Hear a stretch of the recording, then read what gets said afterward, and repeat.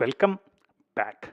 This is where we ended up in the last section. We were able to print the tables of 5, 7, 8, 6, a variety of tables, and this is how we printed the 8 table.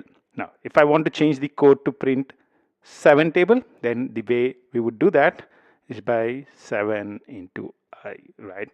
So this, while simple, is not still as friendly as you would like, right?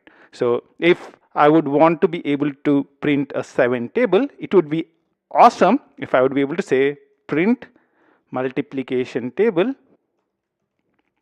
and say 7, and it would print the 7 multiplication table. Or I would be able to say print multiplication table of 8, and it prints the multiplication table of 8. To be able to do that, we need to create things called methods. Methods make the code reusable, and we'd be able to invoke methods very easily by passing things called arguments. In this specific section, we would look in depth into methods. We would create your first method. We would create methods using parameters. We would pass arguments to those methods and invoke them. At the end of this section, we would also look at return values.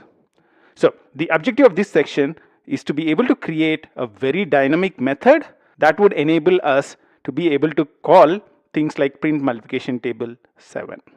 I'll see you in the next step where we'll start on that journey.